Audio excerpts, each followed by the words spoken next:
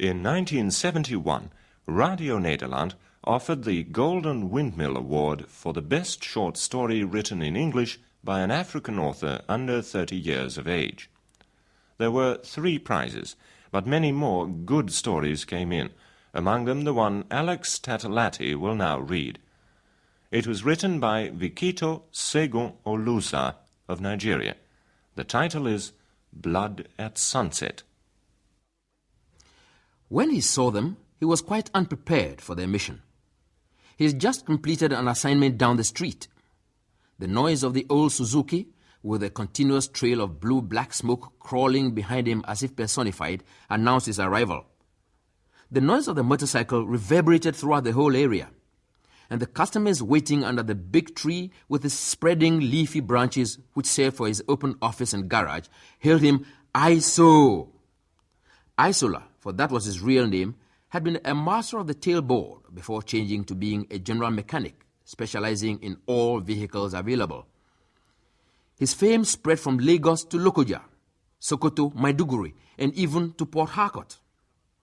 Isola, master driver mechanic, son of Alaki the witch, son of Ogun the god of iron. Isola, who keeps water in his house but bathes in blood, lover of all the virgins born and unborn. Isola, who fathers all the unclaimed male sons in the town, 7 men in one.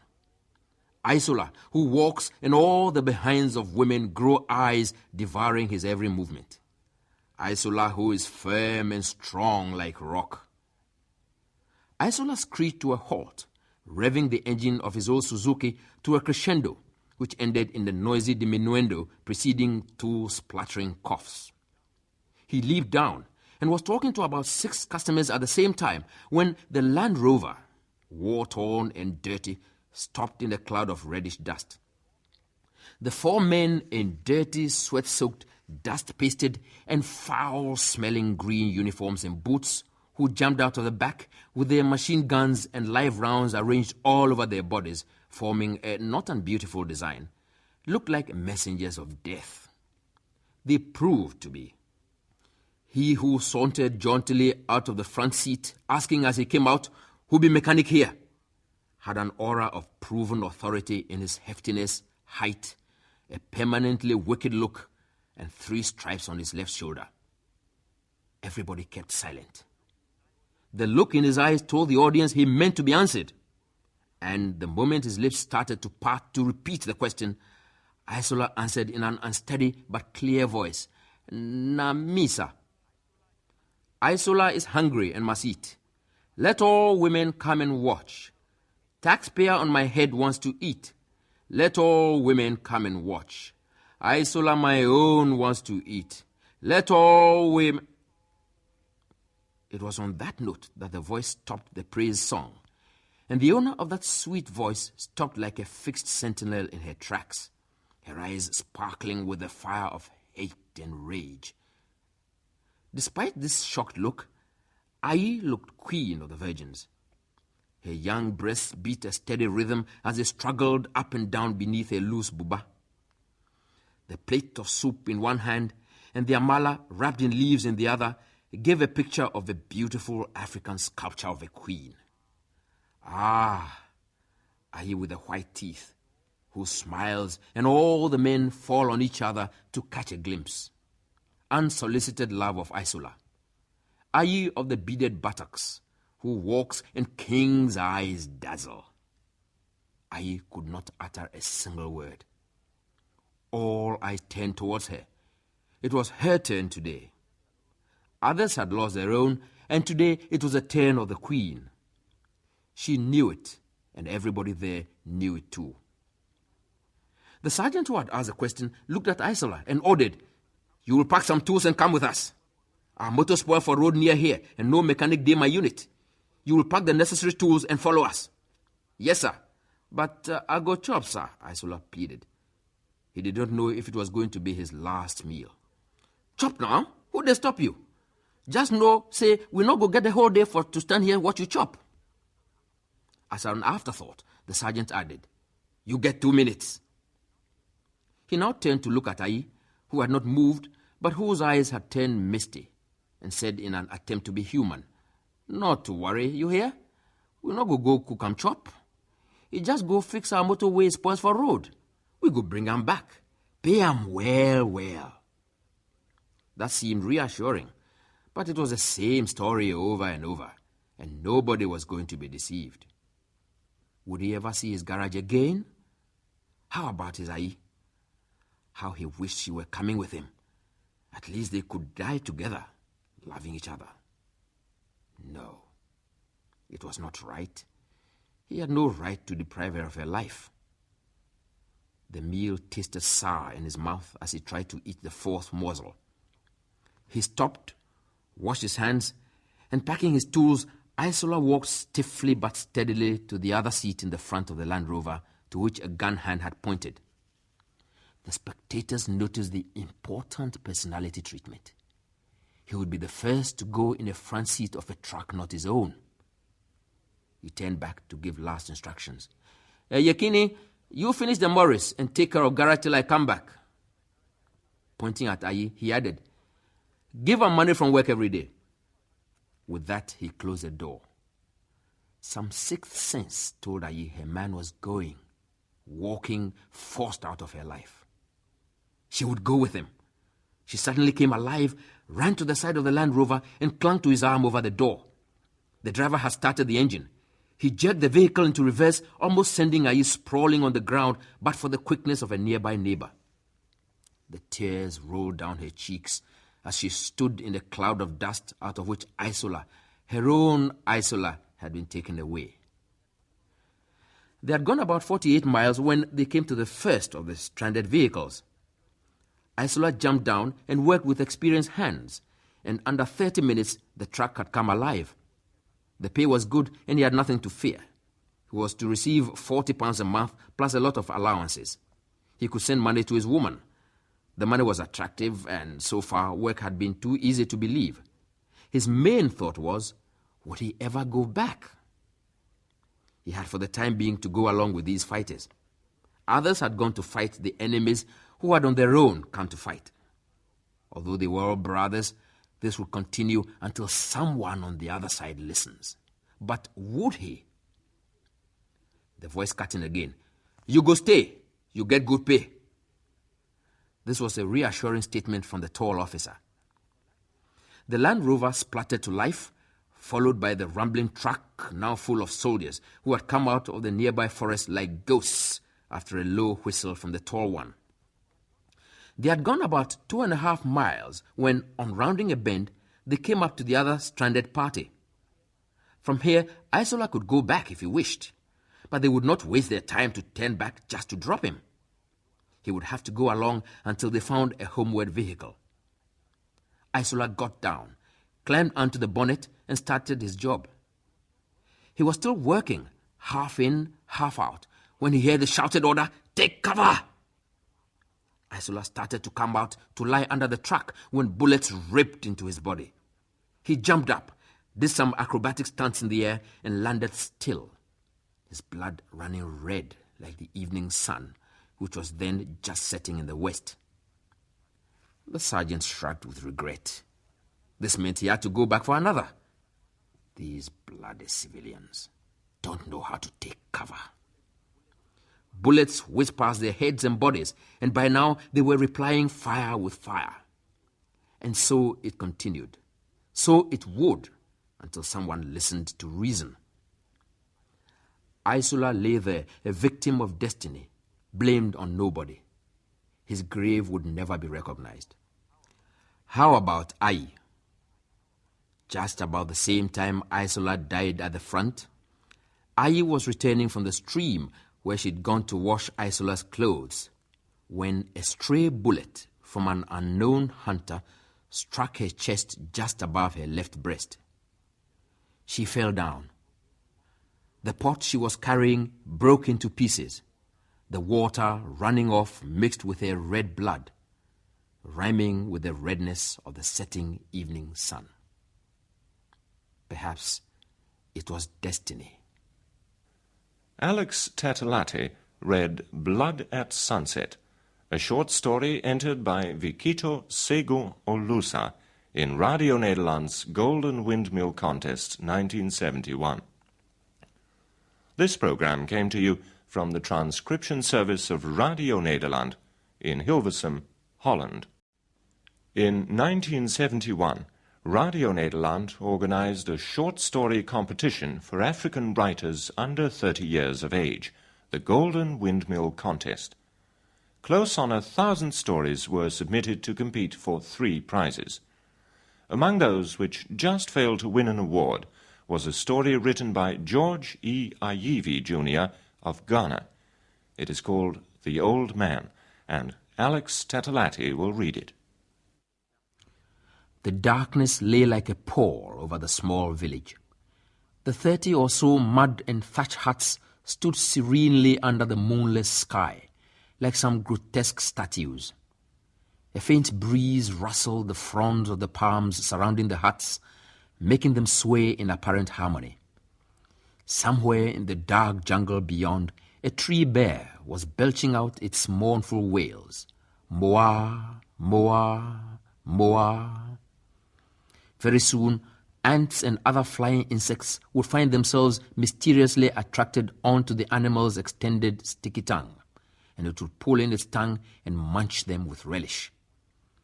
Inside one of the huts, Kojo Goku lay stretched on his hard bamboo bed. He was fully awake, but his eyes were still closed. He had not had much sleep this night, and he was debating with himself if he was going to get any work done at all the new day. Presently, a mosquito hummed close to his ear, and he made a big swipe at it, obviously missing the troublesome insect in the darkness. As if to annoy the old man more, the insect receded a moment and then came back even more persistently, making the old man jump up and flap his old cover cloth madly about him. A shrill cock's crow sounded almost at the same time, heralding the coming of a new day, and the old man decided it was time to start the day. As he wrapped his cover cloth round him and stepped out of the room, a cold blast of air greeted him, reminding him it was December and once again the season of harmattan. He washed his face at the pot standing in front of his hut, and then made his way slowly to the place where he had made last night's log fire. He discovered some of the logs still smoldered, and consequently he threw some more firewood onto them, poked the fire, and settled himself near it. As the bright yellow and orange flames leapt up, sending red-tongued sparks into the air, he wrapped his cloth tighter and drew nearer the fire. "Ah, that's better," he muttered to himself when the cold had started leaving his aching limbs. He scratched the parts of his legs where he felt the fire too much and yawned. "Damn the cold and damn this harmattan wind," he thought to himself. He fingered his lips gingerly where the already cracked skin was beginning to peel off, and surveyed his legs where the skin was cracked and whitened. He began to curse God under his breath for creating the harmattan wind which was making an old man like himself suffer so. Then, when the gravity of what he was doing dawned on him, he jumped up shivering with fear and prayed aloud, "Please, God, I did not mean to curse you. How can an old man you have made to suffer so much even think of cursing you? Please pretend like you did not hear what I was saying, and make sure you let me find something to eat this morning, because you know the birds in the sky are certainly going to find something to eat today." He collapsed back into his seat, exhausted from the effort. He took a pinch of snuff, let out a loud sneeze which made saliva splatter out of his mouth, wiped his mouth with one corner of his cloth, and then allowed his mind to wander back to the time he was a young man, strong and handsome, and the beau of his village. He let out a deep sigh and began to think of how he was going to eat today. He decided thinking was hard work and stopped. He wanted to forget the past. Presently, he began to doze, his head nodding gently on his chest, with saliva dripping slowly out of a corner of his open mouth. Then he was jerked suddenly back into the present. He noisily sucked back the last drop of saliva dripping out, wiped his mouth quickly with the back of his hand, and blinked in rapid succession to get his eyes conditioned to the glare of the morning sun. He could not tell how long he had slept, but it must have been for a couple of hours, because the sun was already climbing into the sky. Its bright rays reflected off the swaying palm fronds, making them seem like a painted landscape of brilliant greens and dull greens against the cumulus speckled blue sky. Already, brightly colored birds were flitting from tree to tree, looking for food, and the goats and fowls were running around, fighting over what little food they could find. The old man blinked again, his dim eyes now beginning to register the sights around him. He saw the young woman standing near him carrying a headload of yams and plantains, and realized she was the cause of his sudden rude awakening. That she might have caught him with saliva dripping out of his mouth suddenly angered him. He burst out in a stream of invective at the unfortunate young woman. "How dare you frighten me so, you daughter of a witch? Can't you let an old man sleep in peace? I was an old man when your mother was born." "I'm sorry, old man," the young woman countered.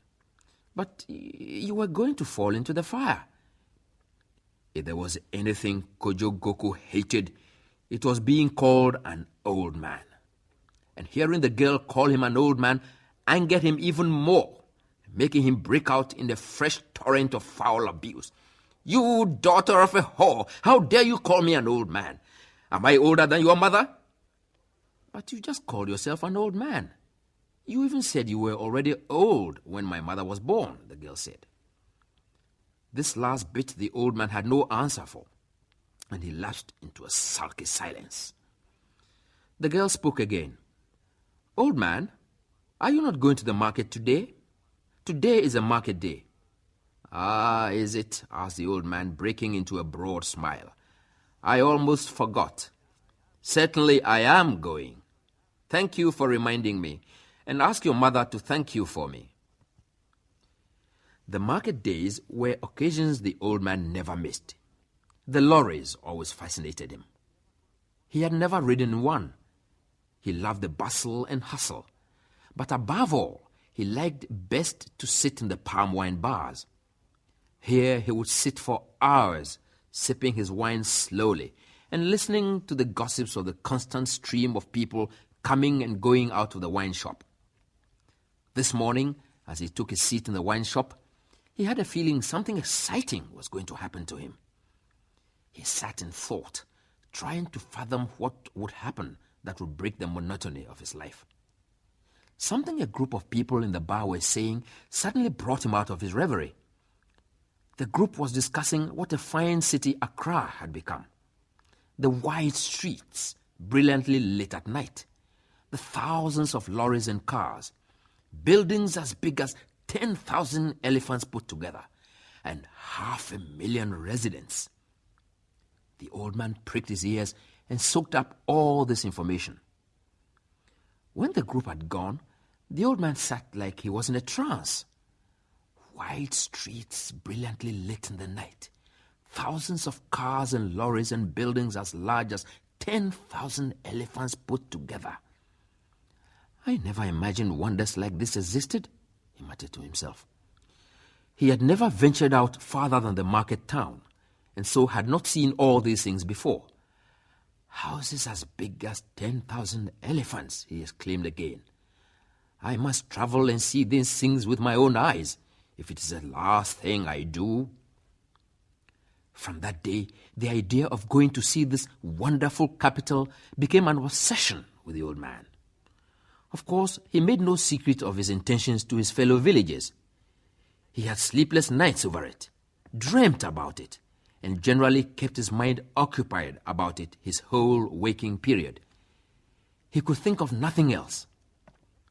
The next market day, the old man set out for the city. When the lorry finally came to a stop in the city, the old man was in a trance. He was debating with himself if he was really seeing what he was seeing. A voice brought him back to earth. "Are you not getting down, old man?" He shook himself and stepped out of the lorry. All round him were tall buildings, the streets, the cars, the noise, the crowds. His mouth agape in wonder, he took a tentative step, then another, not fully aware of what he was doing. Then hell broke loose for him. The whole world seemed to be going round. He heard the people shout, "Get back, old man! Get back, old man! You will be killed!" A small boy shouted, "Bushman, come to town!" And a few other people laughed. A man rushed to pull the dazed old man back, but it was too late. There was a screech of brakes. Then the oncoming vehicle swept the old man off his feet and deposited him in the open drain. The crowd milled round. The old man lay motionless on his back, his body twisted in an awkward fashion. A trickle of blood was coming out of the corner of his open mouth. "Poor old man," somebody said, and the women wept. The Old Man was written by George E. Ayivi Jr. for Radio Nederland's Golden Windmill Contest 1971. The story was read by Alex Tetalati. This program came to you from the transcription service of Radio Nederland in Hilversum, Holland. In 1971, Radio Nederland invited short stories from African writers under 30 years of age to compete for the Golden Windmill Award. 3 prizes were offered, but many more good stories came in. One of them was written by 19-year-old Samuel Okunubi of Nigeria. It is called The Roundworm Story, and Jimmy Solanke reads it. Once upon a time, there were 3 round worms living in the bowels of a human person. One day, the eldest worm said, "Let us talk together, and let each one tell how he came here." "That is good," said the other 2. "You begin because you are the eldest." They wriggled closer together to listen, and the eldest worm began. "When I was a tiny egg, I was first with my mother in the bowels of another human person, but one day we became separated, and I was passed out onto the ground. I was very, very tiny, and my little body had a thin shell round it to keep me safe. When I looked out, I found myself in a strange place. There was much water, and many human persons were washing themselves and their clothes and taking up the water in great big pots and carrying it away on their heads. Soon a little stream washed me right down into the big water. I swam about a little while, and then I found myself inside one of the big water pots. Before I could escape, the pot was lifted onto this human person's head, and I was carried away. I began to feel very frightened in case the water should be boiled, because if it had been boiled, I could certainly have been killed. But I need not have been afraid. This human person did not know that it was good to boil water before she drank it, and as the way from the spring to her compound was far, she was tired and thirsty when she got home. So she put the pot to her lips and drank some water and drank me also. I was so very, very tiny that she could not possibly see me. Down, down into her body I came, even to this place. Because I was so small, I was afraid, so I crawled out of my thin shell and bit a little hole in the wall of this bowel and crept through it. I found myself in the blood stream and swam along until I reached the liver. There, I rested for a few days and fed on the rich blood and became bigger and stronger. Then I went further in my journey until I reached the heart. From the heart, I swam along until I came to the lungs. I wanted to get out of the blood stream then, so I made a little hole and squeezed through into the lung. A little drop of blood came out. Climbing up the lung of this human person, I came to the airway. When I came to the top of the airway, I found it was next to the foodway, so I climbed down into her stomach again, and so get through, and here I am. You have had an exciting journey, eldest worm, said the second worm, and now I will tell my story. I also began as a tiny egg in another human person, but the place where I was passed out was a farm. There were many food leaves growing. At first, the ground was dry, but soon the rain came and washed me along the channel into a deep pit on the farm. The pit was soon full of water, and there were many more worm eggs and all kinds of tiny creatures in it. I was happy there until someone came and took a pot of water out, and I was caught in the pot. Some of the water was spilled, and the other eggs and the water and myself were thrown out onto the leaves of the plants on the farm. I held onto one leaf and had to rest after that exciting time. Soon afterwards, the plant began to tremble and was seized by the hand of a human person who put all her leaves into a basket and my leaf too.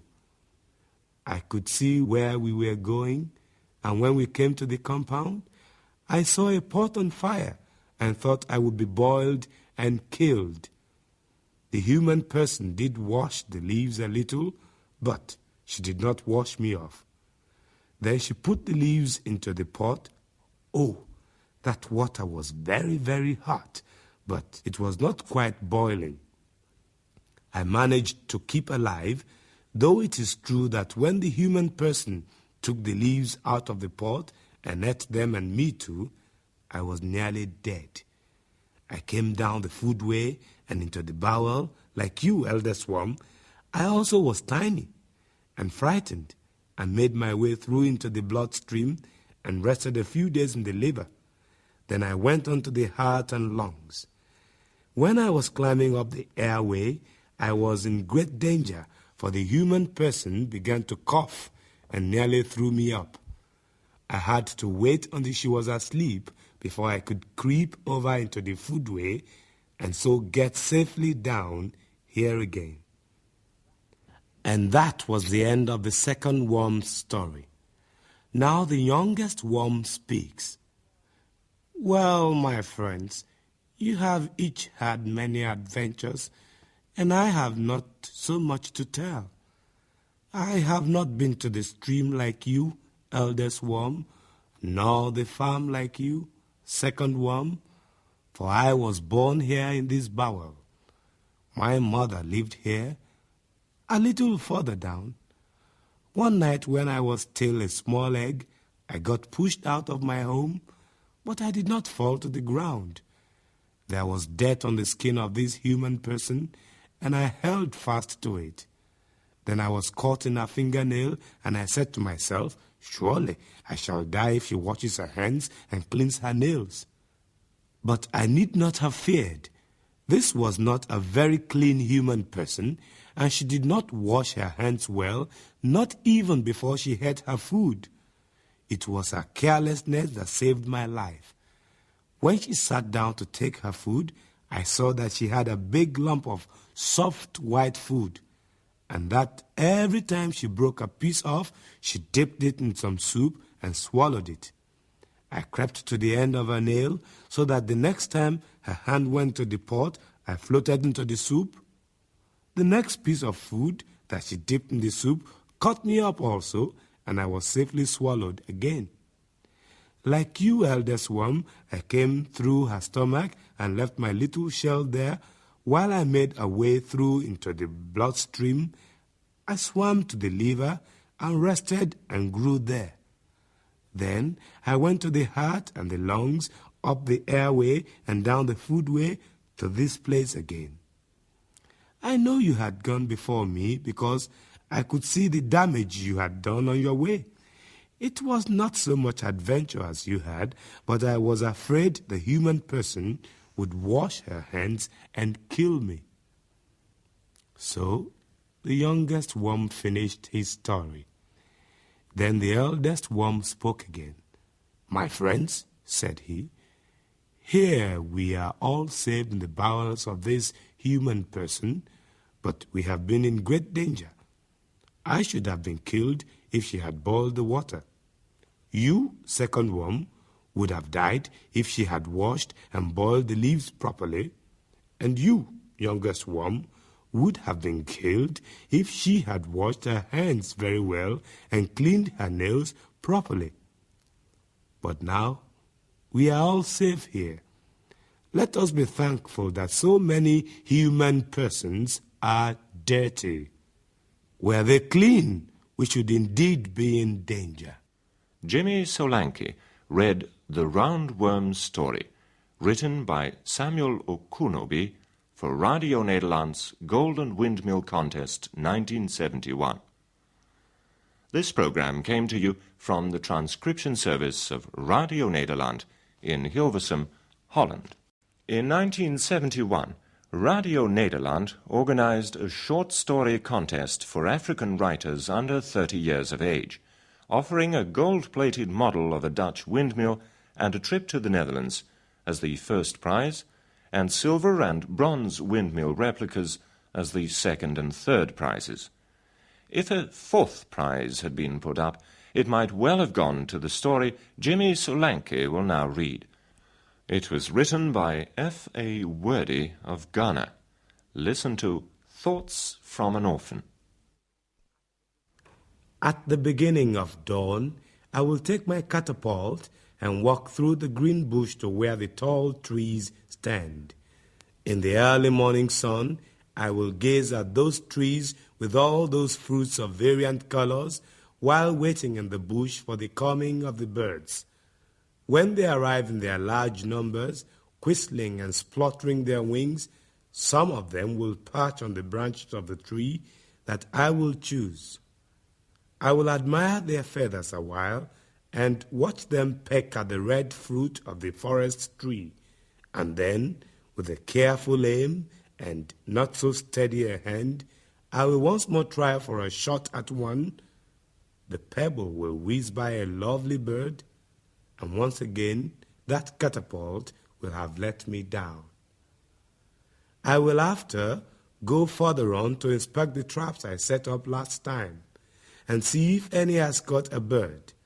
I hope it will not have eaten all that food I left in it by then. I have 2 of those lovely birds in a cage and hope, like last time, Grandma will feed them as she always does all the times that I forget to give them fruits. This time, I will be a little bold to get at some of the mangoes on that farm. That man, the owner, is fat and short and cannot run as fast as I. But then, it will not be fair, will it, to take his mangoes and to win the races as well? He must not lose both, you see, but I must not be caught, and I will be hungry then, I am sure, so I will need the mangoes. Grandma will be at home by then and will have some yam in the fire. She may call in her wavering tone and receive no response from me.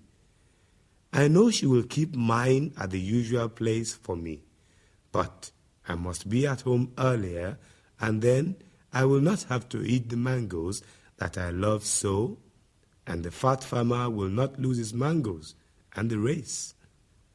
And Grandma will give me some red pepper to take with the baked yam. Then I will drink a lot of water, for the pepper can be real harsh, and the water cools the mouth a little. I must not forget the birds then, for they must also be fed. I would like to play football after, but that man will call me, if he sees me pass by, to go and fetch him water from the river.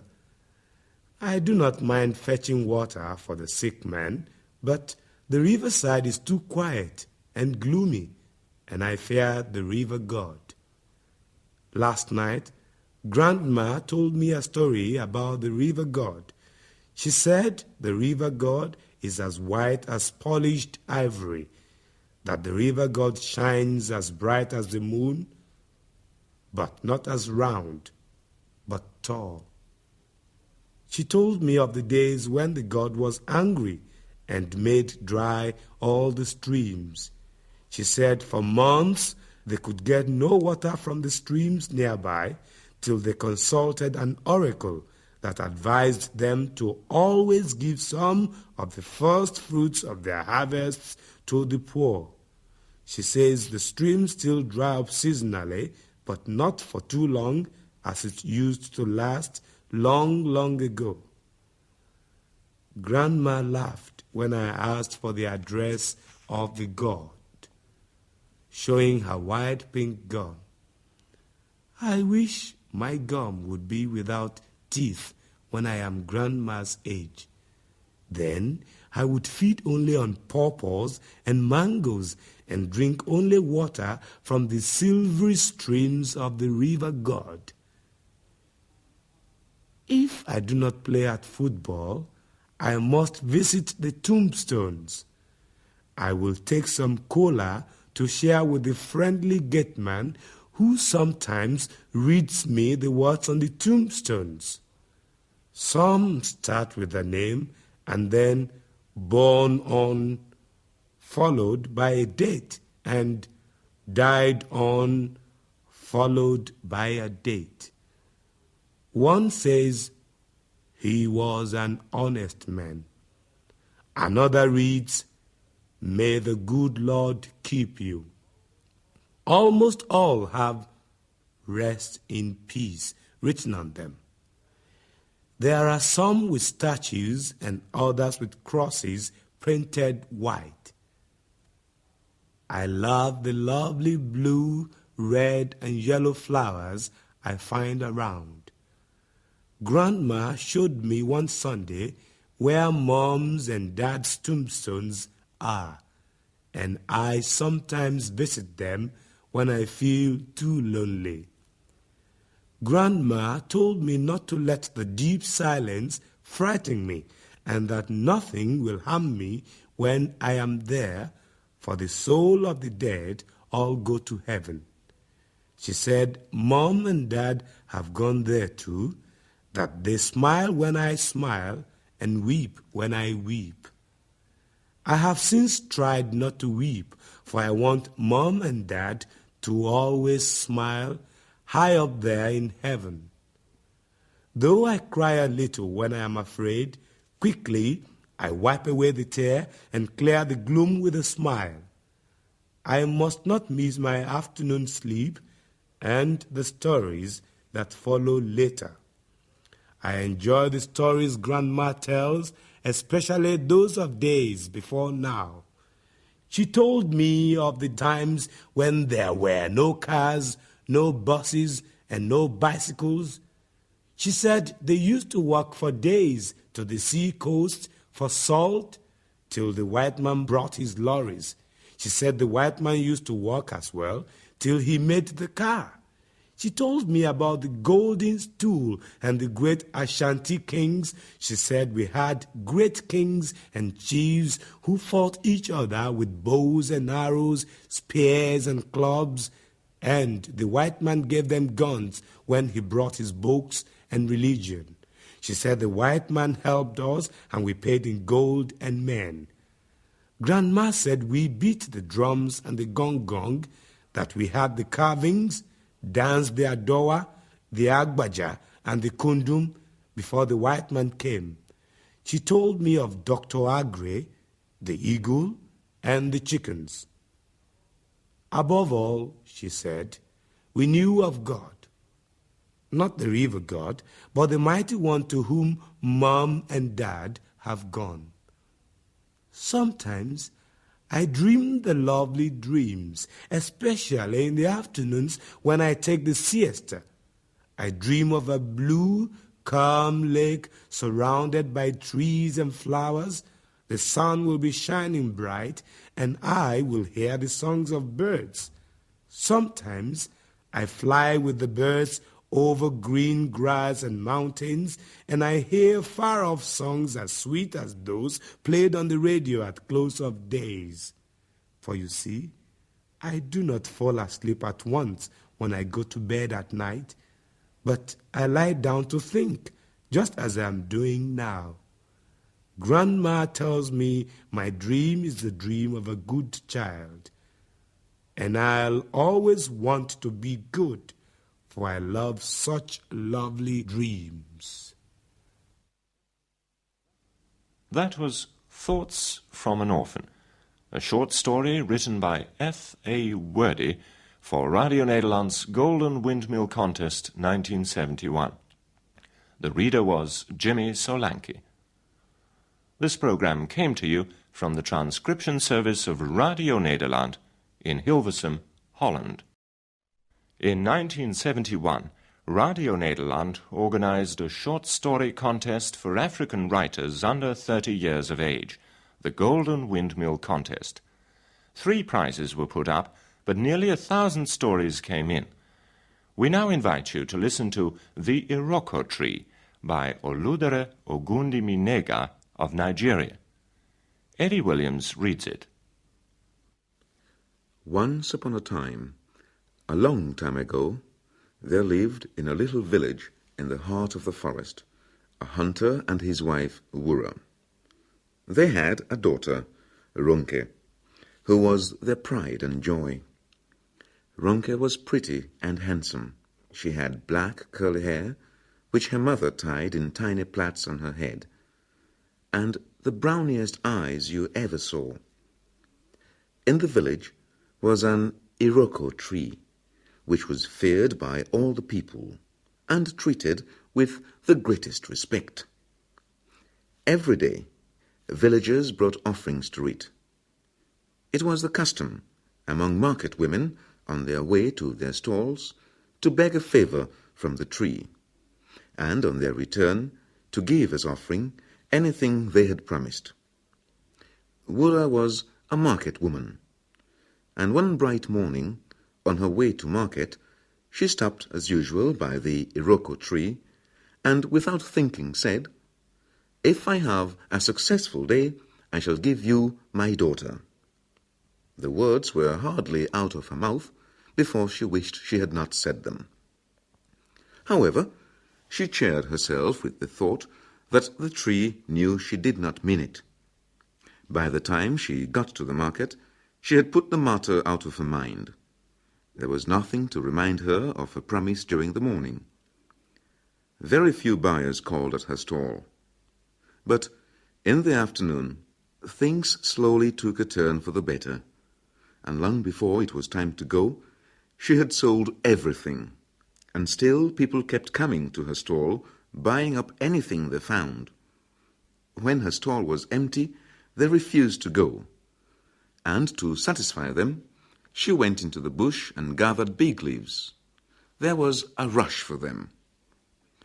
All the other market women wished they had her luck, but if they had known the truth, they would not have envied her. They shared in her good fortune, for she bought things from them which they would never otherwise have sold. Wura made plenty of money, but the thought of her wild promise took her joy away. "What am I to do? What am I to do?" she kept saying to herself, her heart pounding away as if bitten by a hammer. She thought and thought and thought, and then she had an idea which stopped her heart beating so fast. She bought fatted cows, sheep, goats, and many other things. When it was time to go, she asked a friend to take her daughter home. She then took all the things to the iroko tree and begged to be forgiven. But a promise is a promise, and the iroko tree was very, very angry. So angry that a terrible storm, which had never been known before, shook the village all night. It made a great noise. The rain lashed with fury. Lightning flashed. Thunder pealed loud and long. All this struck terror into the hearts of the poor villagers. Every hut damaged, but no one was hurt. On the following morning, everyone in the village, old and young alike, gave offering to the iroko tree, hoping to cool off the anger of the god. The elders held a meeting to find out the cause of what had happened. They were at it the whole morning. Meanwhile, Wura, unable to bear her grief any longer, told her husband what she had done. He rushed at once to the elders and told them. They listened carefully, then shook their heads and sighed. There must be some way of saving the poor child, said one of them, rubbing his bald patch. They all became very thoughtful. Ah, I've got it, said another elder suddenly. Let us make a doll, just like Ronke, and give it to the iroko.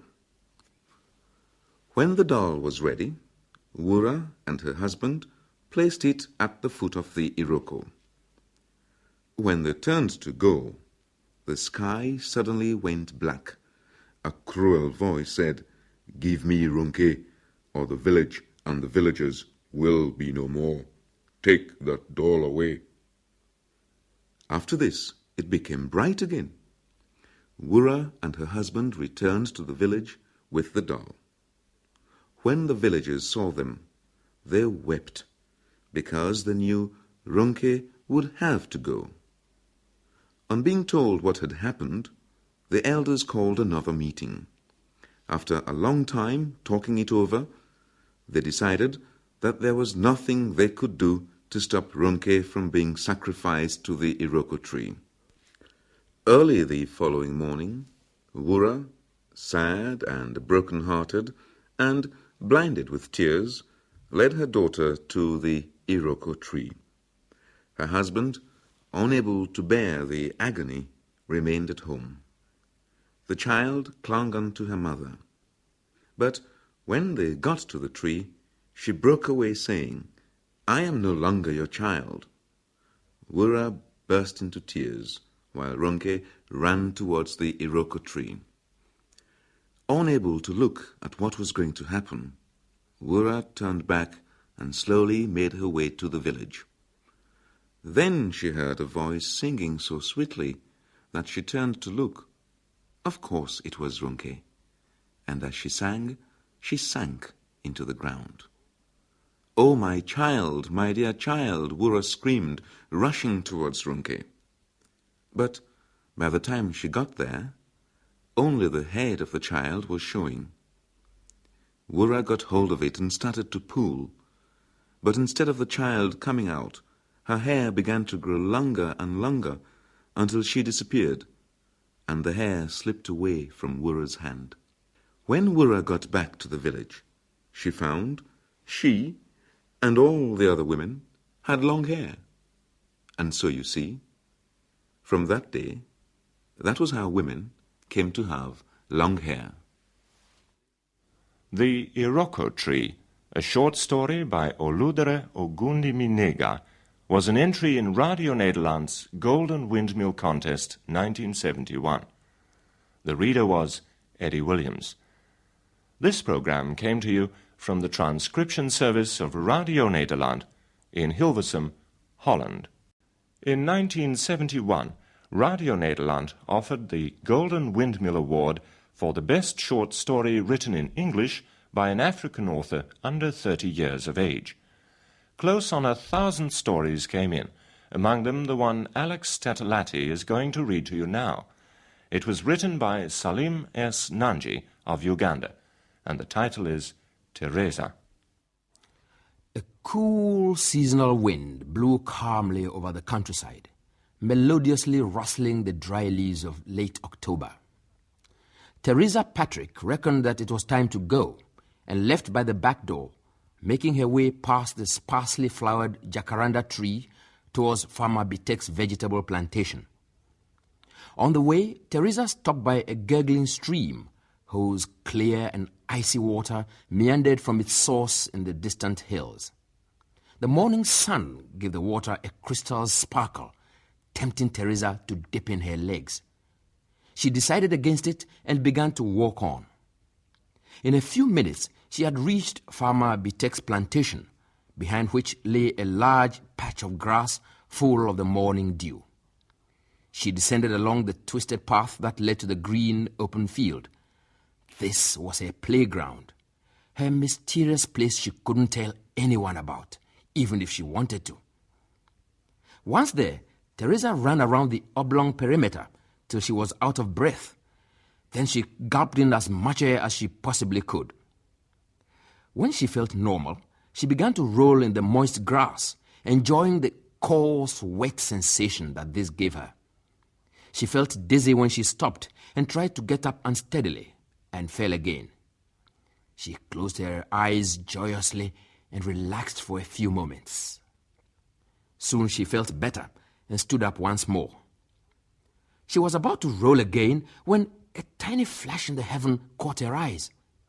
Somebody without the sharp eyes she had could have mistaken it for a twinkle of a star, but not Teresa. She looked up expectantly. She saw a fiery-colored dot pulsating with vigor as it grew large. Its exact color was difficult to distinguish till it had approached the stratosphere and had grown tremendously in size. It was closer to dull silver than any other color, and its course had been set for Earth, or more precisely, Teresa Patrick's playing field. Her heart didn't skip a beat, nor did she feel exceptionally excited. She knew what it was. She knew what would happen. Teresa stood there patiently, straining her eyes to keep them focused on the top-shaped gyrating object and the streaky turquoise-colored force shield that surrounded it. The object whirled closer, but its miraculously silent driving complex made no rattle or roar, though there was a swish when a denser layer of air met it during its descent. Now it was Teresa's turn to make a move. She ran to the edge of the field towards the uncleared, creepy bunch of ivy shrub. Carefully she crept into the tangled growth and waited, composed, her eyes aimed towards the center of the field. That's where the object was aimed too. As the spinning decelerated, its actual irregular heptagonal shape was visible for the first time. It was now a mere 1,000 meters from the brown sand patch located near the west end of the field. All its motions stopped momentarily as it hovered in the air, as if trying to make up its mind, but only momentarily. Then there was a gush of superheated gas escaping from its underside, and a rumble as more of the gas followed, stirring up the dust and sand. Teresa strained to see through the thick cloud of grit. There was a thud and a strange grind of alien metal against the earth. The object had landed. The dust cleared and settled lazily. In his name, for thy sake, for peace, Teresa read on the surface of the craft. And below that, she read the number of that craft, just like she'd been reading every morning for the last few days. Only the craft numbers were different. No light came from the numerous translucent portholes. The ship looked frighteningly uninhabited. Teresa shuddered to think what was inside. A super being, or a horrifying, huge, raw mass of infinitely intelligent and hyper-coordinated brain directly in control and command of the gigantic ship. Already the under panel of the ship has slid open, and a large, strangely twirled bit of connector structure lowered out. There was a hum, and then total silence. Teresa yawned uncomfortably. The craft began to spin again. the greenish-blue force shield reappeared, and with it, the dense clouds of dust. The ship had begun to drill itself into the ground with the aid of the curved understructure. Seconds had barely passed when the whole ship disappeared under, and the fast settling sand covered the whole after it, leaving the scene as it had been only moments ago when the craft had appeared as a gleaming dot in the sky. Teresa sighed. She recalled the morning almost 10 days ago when she had wandered into this new field during her exploring walks. Farmer Bitek had been at one end chopping a stocky trunk for firewood when the craft had appeared in a flash and had headed towards a field. She had been scared then and had stood there petrified, never having seen such a phenomenon before. Then, in another flash, which frightened Teresa even more, the craft had changed course and disappeared. This incident had been followed by heavy rain, and Farmer Bitek had run into his house. But she had stood there shaking and shivering, too scared to do anything.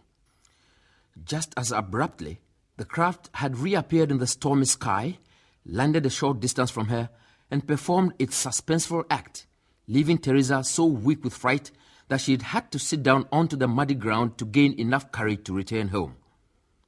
The next day, she had returned to the same spot to investigate the scene further, but found no clues, except another surprise visit by a similar craft and another extraordinary disappearing performance, though this time she preferred to watch from under the protection of the ivy bush.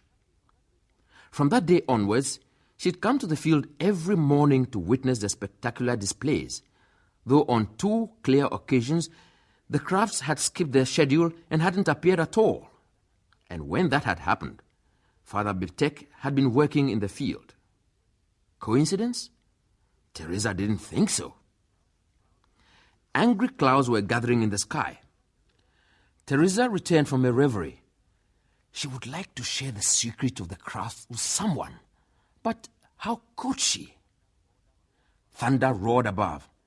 It was getting late. She ought to be going home, but she would be back tomorrow for another repeated but exciting episode. Apart from that, she also had to know when all of them had arrived. Easing from her crouched position in the bush, she crept out stiffly and stretched herself. It began to drizzle.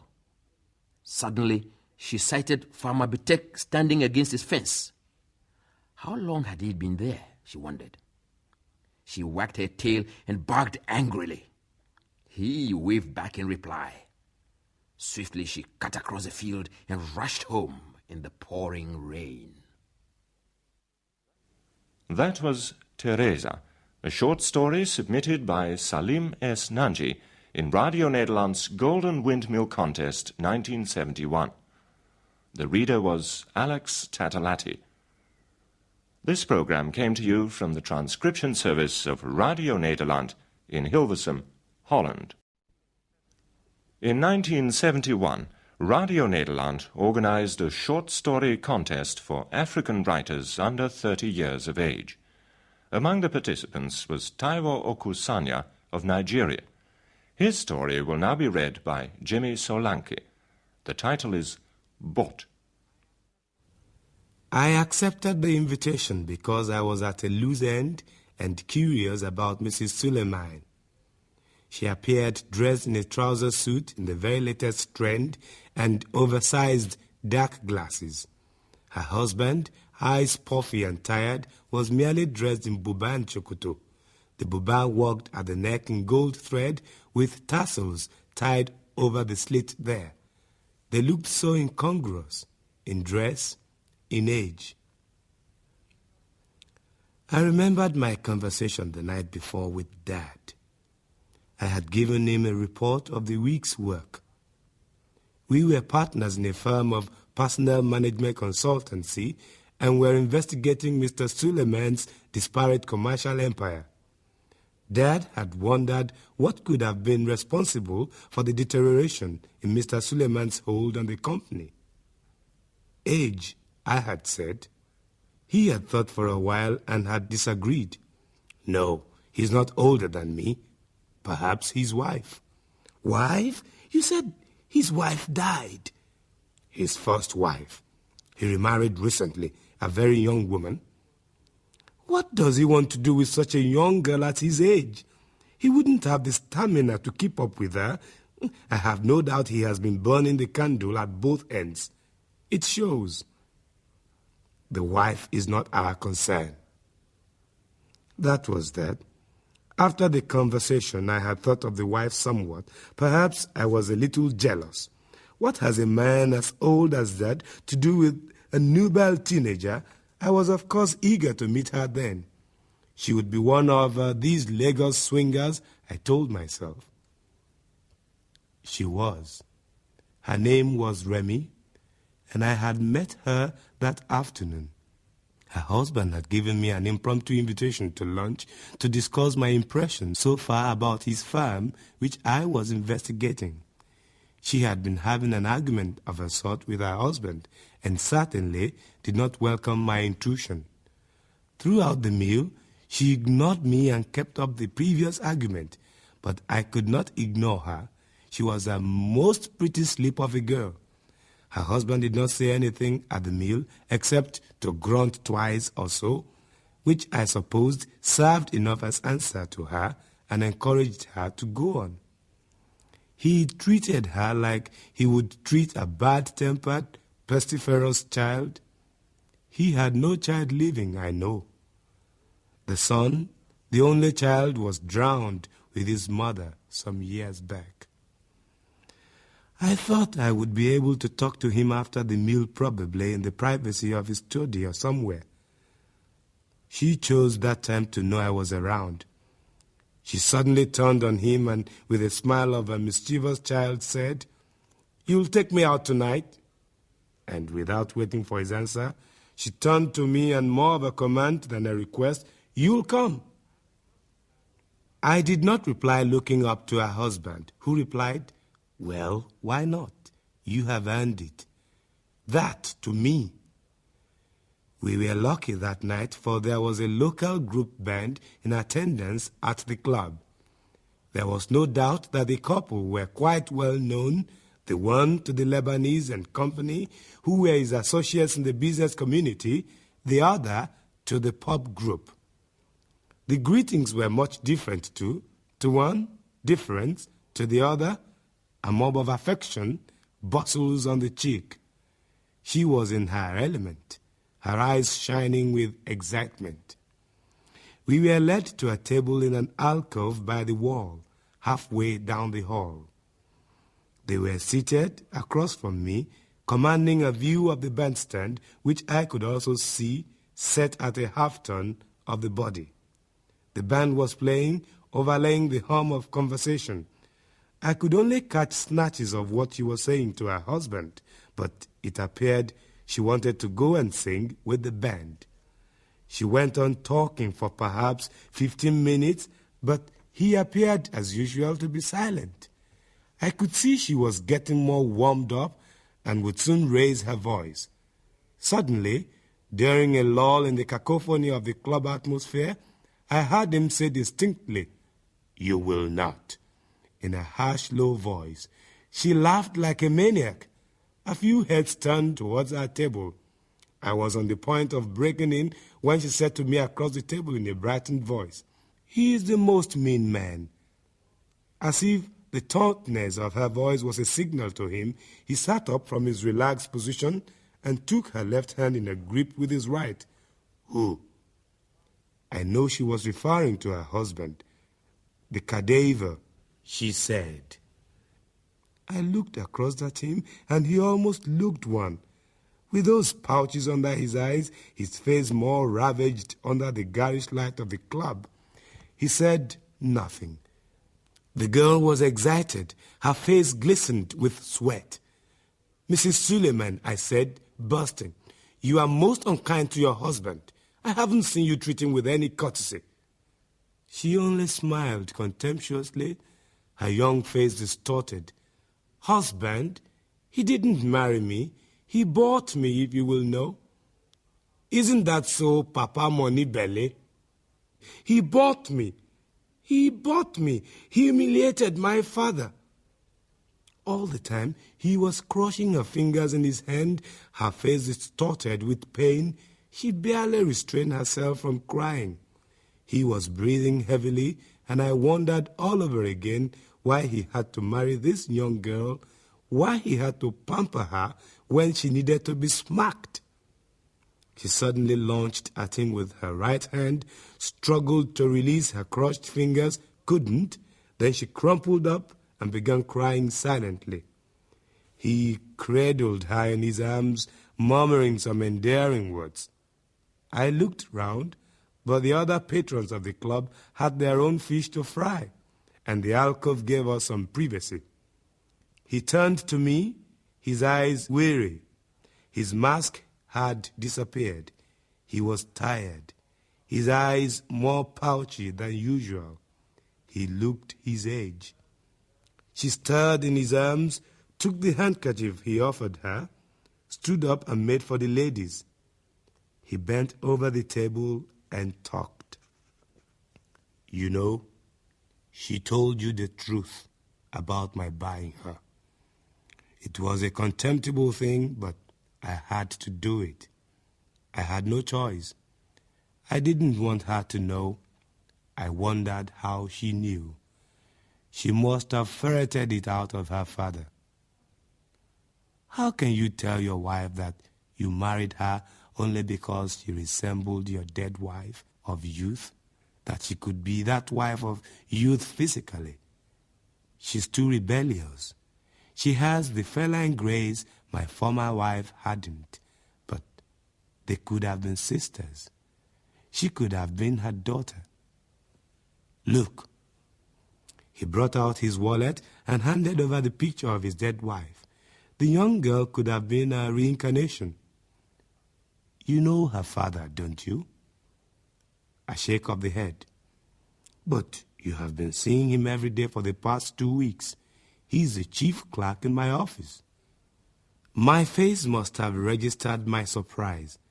Yes, the crestfallen man, he continued.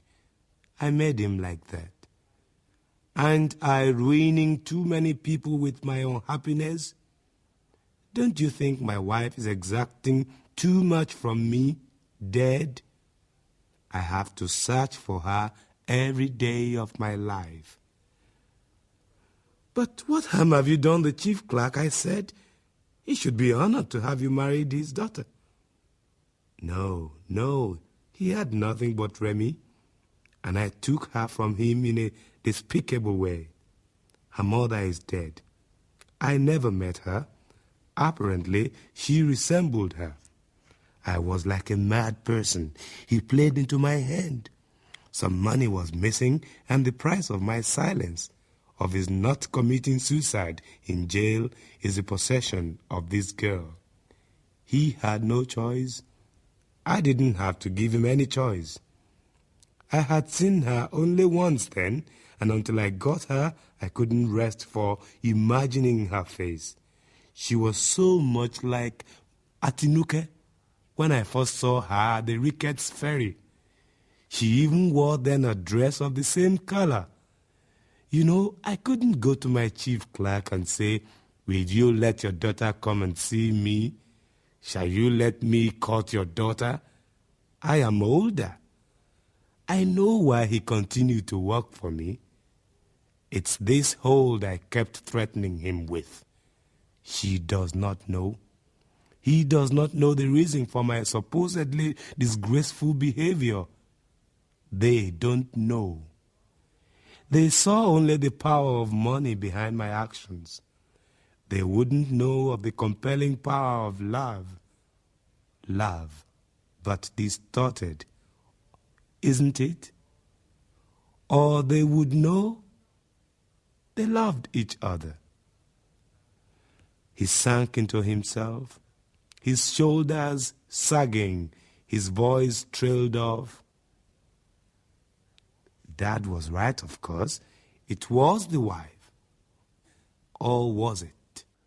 Jimmy Solanke read Bot, a short story by Taiwo Okusanya, which was one of the entries in Radio Nederland's Golden Windmill Contest 1971.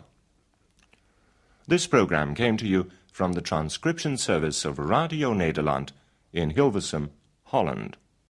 In 1971, Radio Nederland offered the Golden Windmill Award for the best short story written in English by an African writer under 30 years of age.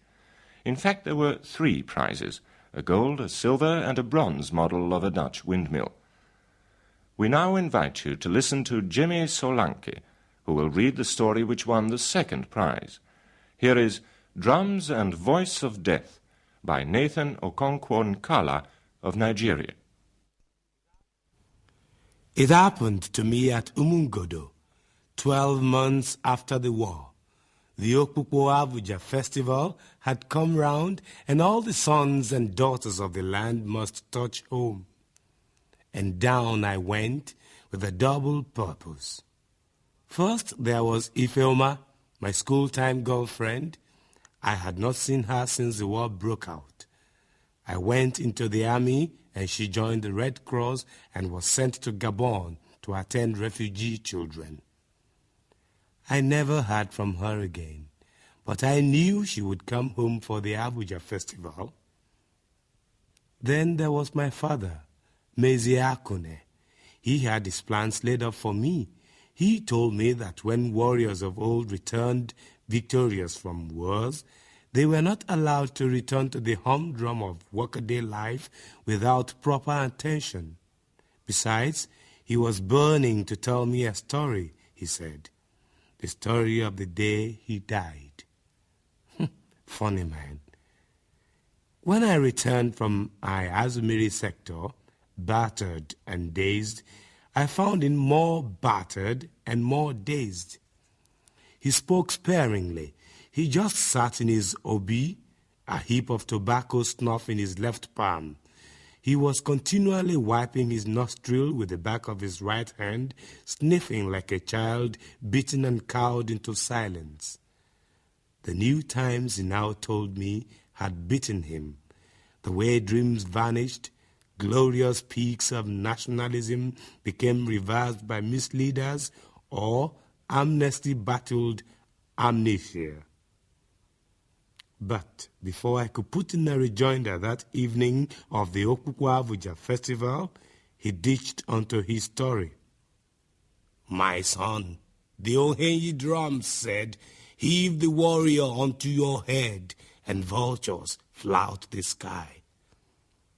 They spoke the true parole of the Usubiada drums, the music that heralded you into spirit land on your last day. But mark my own words, when the vultures first flout the sky, then it is time you heaved the warrior over your shoulder, for he's finished. A grown-up shares the meat and the soup with his eyes. That day, when the Usubiada drums beat in the ears of every man in Umungodo, I saw that the end was at hand. I used my tongue to count my teeth. My son, the infernal melody of those drums. The iron vultures of the enemy beat the Usubiada drums for us all. And Umungodo will never forget that melody. The Odindion Kama melody, death in life. It was sniffing and wiping his nose. Yes, 12 moons this. And the dregs of the clan were waiting at Oye Market, waiting for a great drama between the boys of the Otaka Battalion, based at the People's Secondary School, Almacha, and the Brigade Signal Company. I supply him the names of the units when I noticed his difficulty. Trouble started the week before. The army on the hill, the battalion headquarters, sent us word they were coming on recruitment drive. When the Civil Defense Committee summoned us, the Ulonabo elders, and read the letter to us, we protested in many words. Our children were all finished. There was no more able-bodied young man in the clan. We had always supplied our own quota of fighters, and the more we supplied, the more they demanded. Only the lame, the deformed, the aged, and women were left in Umungodo. But Captain Ogu, commanding the Brigade Signal Company based at the Catholic Mission Obubangwelo, brought us solace. He was the protector of the Umungodo clan, protected us against the incursion and ravages of soldiers from other units. In return, we contributed gari, maize cobs, yams, and palm wine to feed his unit. All the elders of the clan, he advised us, should assemble at Oye Market Square and wait for them on the appointed day. We would see, he hinted. And we waited. Our remaining sons and women had betaken themselves to the Ohuhu forest at cockcrow. But we, the storms and dregs of the clan, were waiting under the ageless Ogbu trees at Oye Market Square. 12 moons this moon. My son, you ought to see the refuse heap of us, faceless, famished elders of the clan. Even Akukalea, Nwebune, and Nwokosha, who had contracted the hideous sickness of body-length pregnancy, were all there. I think it was the disease you called kwashiokwa. A mild rostering from the Agbana end of the market told us the moment had come. The sun was overhead, and the Otaka boys, we thought, had come. It was at first a distant drone from the direction of the Gamma Hill to the north. Suddenly it happened. From the bowels of heaven they emerged, 2 gleaming vultures from the black forest of superpower. They were no ordinary vultures. Fire-spitting vultures of the enemy. They swooped on the People's Secondary School at Omacha on the hill. First came low and opened up rapid fire in a row. We could see the sparks of fire from its belly. Then the second one dived, and in its wake came deafening explosions and clouds of smoke. And they vanished again into the bowel of heaven, and our tongues loosened. I looked around me and saw Nwebune lying on his belly. The more quick among us elders were cowering by the foot of the Ogbu tree, hugging it to their heart. I rose, collected my goatskin seat, and thrust it back into my armpit, ready to go. I had not taken 3 steps when it happened again. Oh, here, Ajana Umungodo. Son, I was under fire. Your father was under fire at Oye Market. I do not remember what happened exactly after the first thunderclap of death sealed my ears. But when I returned, I found myself digging my head into the trunk of the Ogbu tree, craving for cover. The drums were in my ears, beating the strange cacophony of death in life. Odindu Owukama. Or perhaps I was then in Deathland, for I saw Nkeji Winine, my dead mother, returning from the farmland, her 2 hands gripping the long basket on her head. I saw her coming up way down the road, quite oblivious of the hell song in the air. And as she passed by the mission building, they swooped on her, and the entire neighborhood went into flames. And the vultures danced in the air from one end of Umungodo to the other. Akukwe, Akukwe.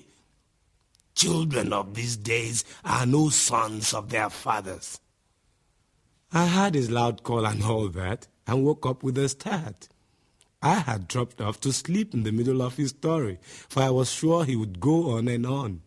Stories of air raid were not an enlivening fireside tale to tell your son at Okuko Abuja Festival.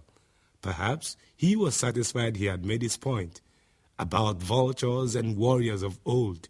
but I missed it. My mind kept conjuring up all types of fantasies about my impending reunion with Ifeoma, the girl I told you of earlier, and I fell asleep on the sweet expectation of her embrace. Throughout the boisterous festivities at Abuja Playground the next evening, my eyes kept scanning the crowd, searching for her, my Ifeoma, the priceless jewel of my dreamland. I had gone to her father's house in the morning, but missed her. She would certainly turn up at the Okpukpo Abuja festivities. A little way down at the end of the Ilo Abuja was a group of returnees discussing hotly the Idu masquerade dance which had just retired. The Ohenyi drummers and the Ijele were coming next, and in the interval, Abuja ground was one mad buzz of excited voices. But wait, that was my Ifeoma in the midst of the group? Oh, there were two other girls. Gosh, she still had that poise that made the world stand still. But whose arm was she clutching so tenaciously? I went nearer to see better. A wonderful wall without hand, Ify, I hailed. Hey, Emeka, now your eye be this. You have... When I leapt forward to enfold her in my arms, I saw the man by her side, tensing up and glaring at me. I checked myself. The old warrior in me was already dead. Besides, she was still talking. I think she was saying something concerning change. Funny, my mind went to buying, selling, and all the small change of the market. Love market. And she enthused Emeka meet Major Ngeneudo, my husband. I should say ex-major. He was in charge of our arms depot in Gabon. Darling, he is Emeka Akune, that man to whom I sent those dollars to change it and give the local currency to my parents. He's been awfully nice. Pleased to, I think I was saying, presenting Major Ngeneudo a trembling hand for a shake. And the Usubia, the drums of death and change, spoke into my ears. Heave the warrior over your head, and all vultures flout the sky.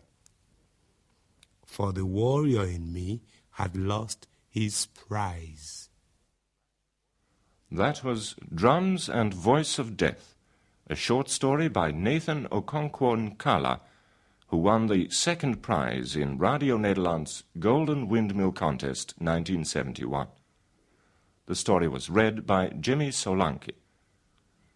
This program came to you from the transcription service of Radio Nederland in Hilversum, Holland. In 1971, Radio Nederland organized a short story competition for African writers under 30 years of age. The first prize, a gold-plated model of a Dutch windmill and a trip to the Netherlands, was won by Rashid Badamosi of Nigeria with his story Sunset over Nairobi. Eddie Williams will read it. Sunset over Nairobi by Rashid Badamosi. Walking towards downtown Nairobi reminded Ike of his innumerable walks in European cities. The air possessed a touch of spring, accentuating the dewy freshness of the city and the beautifully odd modernity that was Nairobi. The carriageway was tree-lined. Ike looked across and saw the bougainvillea flowers shimmering in the setting sunlight, the garden sloping up towards the trees that were perched on the rolling hills along the route to the game park. He realized the city was carved out of a virgin forest by European settlers for the settlers, because about 5 miles outside the city lay the natural habitat of wild animals, otherwise known as the Nairobi Game Reserve.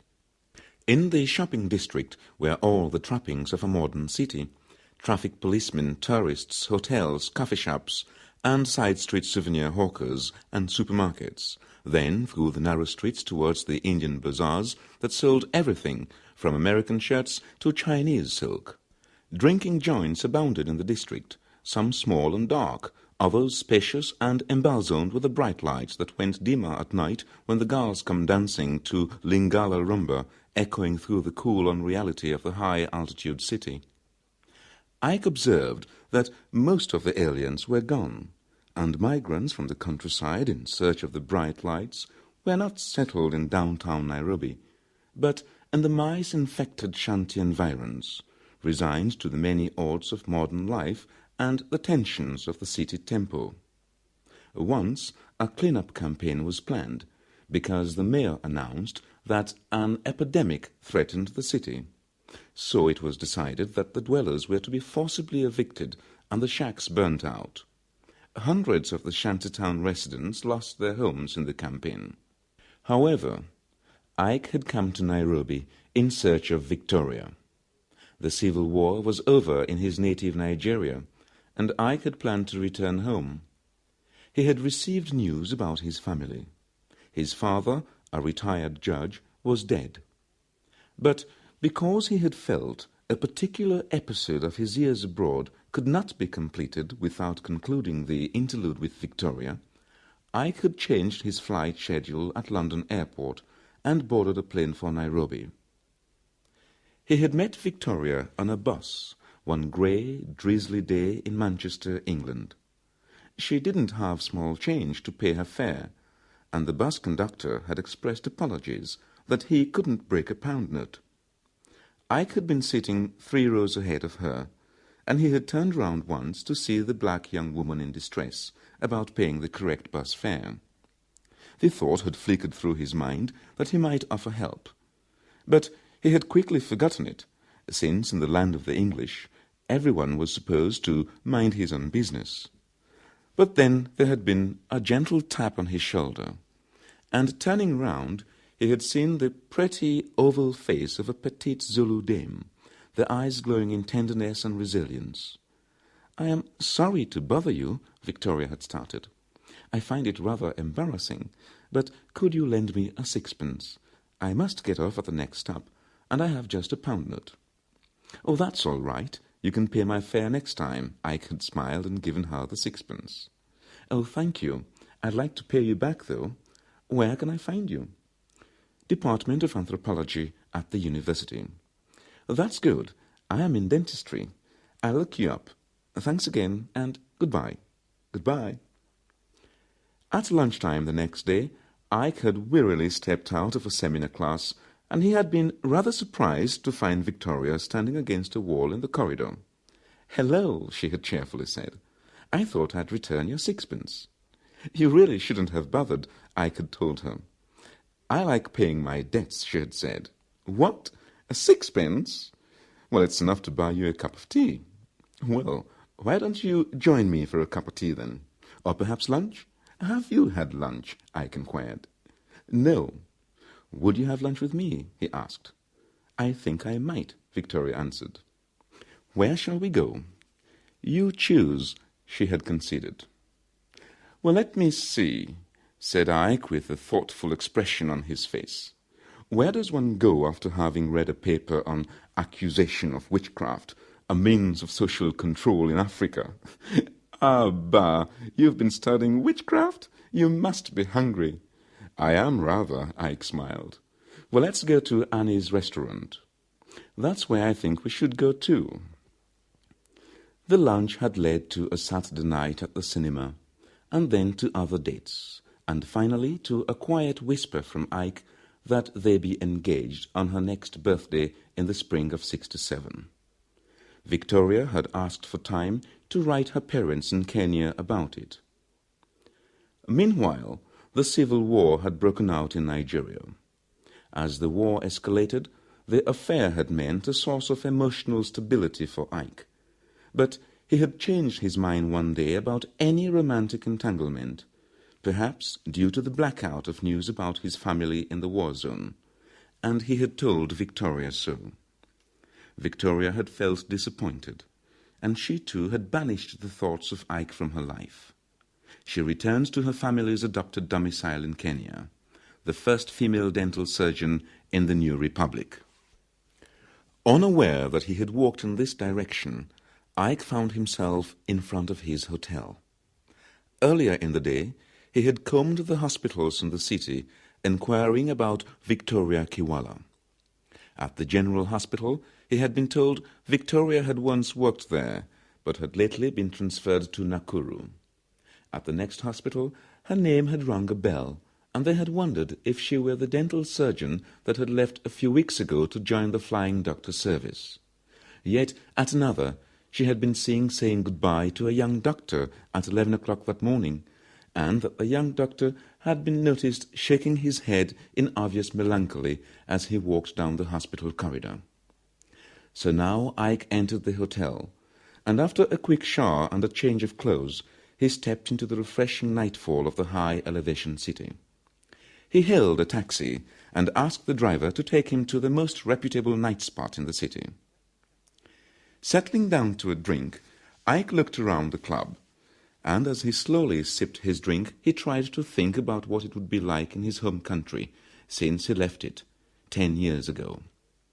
The Civil War had come and gone, leaving him with the twisted emotions that saw the end of hostilities as a relief, and yet plunged him into mourning on account of his dead father, and also the uncertainties of life in the war-scared country.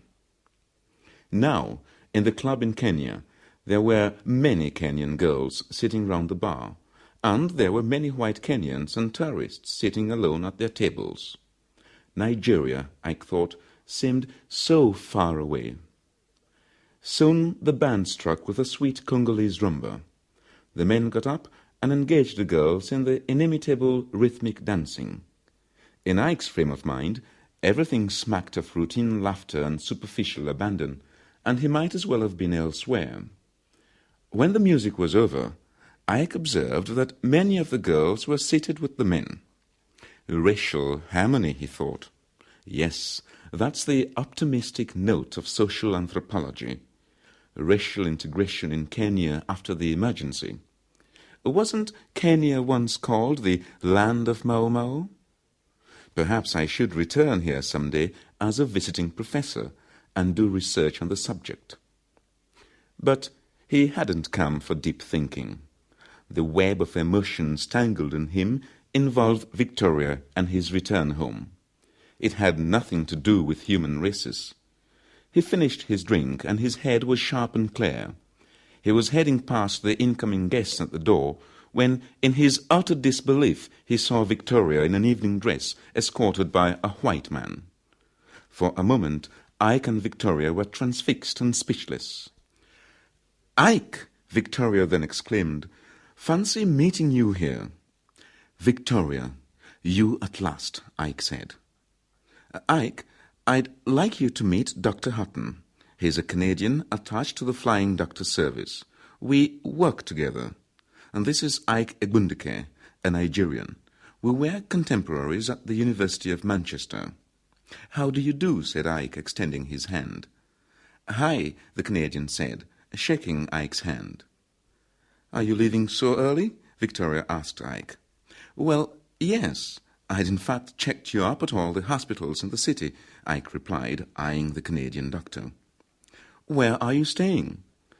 "I am at the Ambassador." "All right, I'll find you. When are you leaving Nairobi?" "Tomorrow evening." "I'll see you before your departure." "Good night, then." "Bye." "Good night, Dr. Hutton." The morning after the brief encounter found Ike anxious and on edge. The afternoon made him unduly nervous, and at noon he gave up window shopping in the city centre, and he took a long nap at the hotel. He woke up at 4 and rushed to inquire at the receptionist if he had had a visitor at all. Disappointed, he started to pack his baggage for the evening's flight. It was curious how his mind had accommodated the fact that Victoria's escort the previous night had been a Canadian.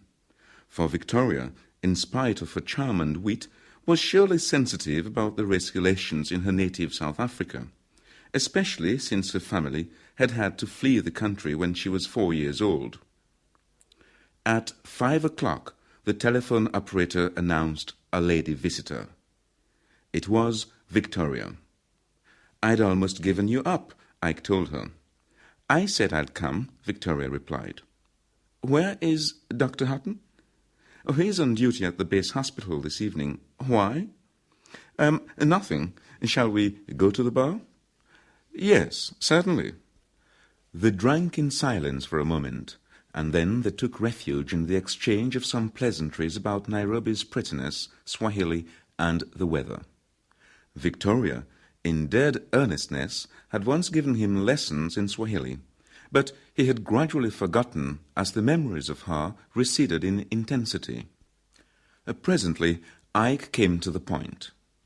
Victoria, I've come all the way to look for you.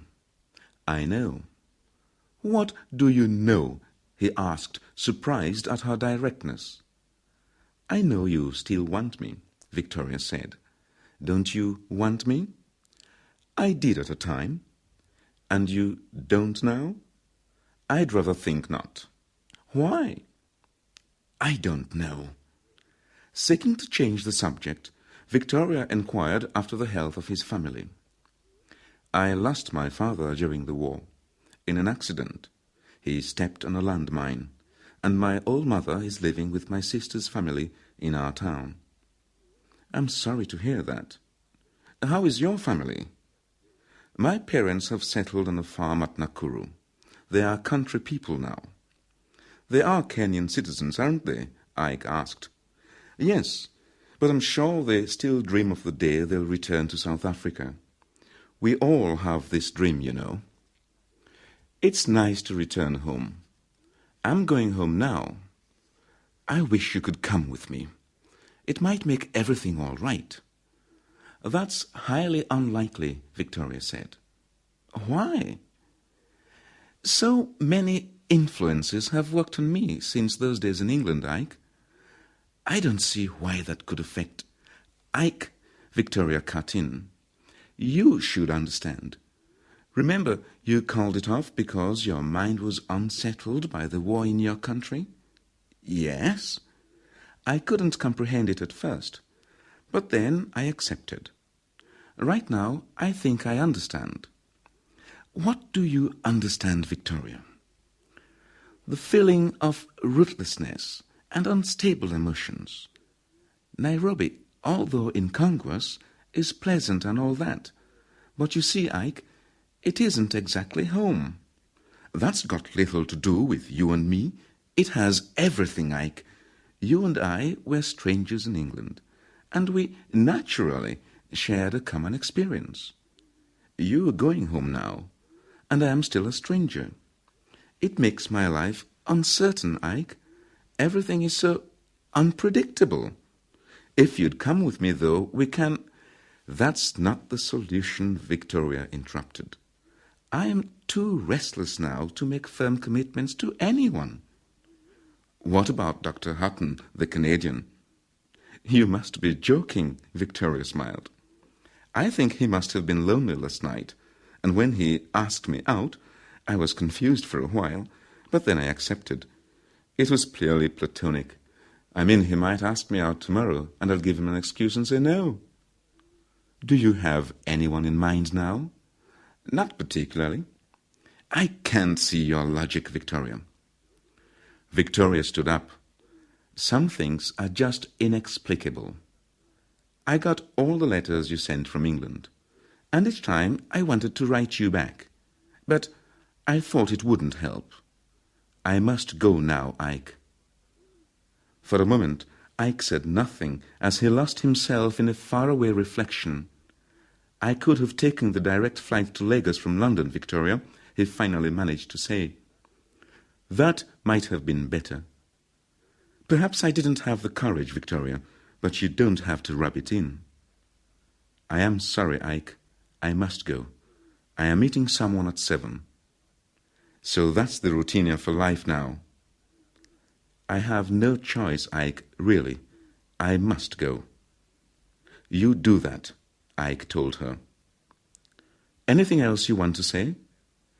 No. Or shall I see you off at the airport then? You needn't bother. Goodbye then. Goodbye.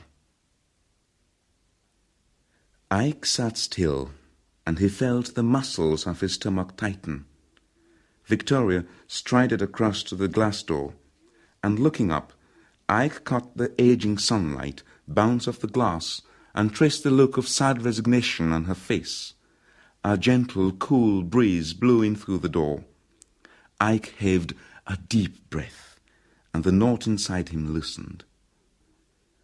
On the jet plane, a stewardess served him a drink and said something to him in Swahili. "I tried to learn that language once," Ike said. "But now I've lost all the desire." He was sleeping all the way to Lagos. Eddie Williams read Sunset over Nairobi, a short story by Rashid Badamosi, which won him the first prize in Radio Nederland's Golden Windmill Contest 1971. This program came to you from the transcription service of Radio Nederland in Hilversum, Holland.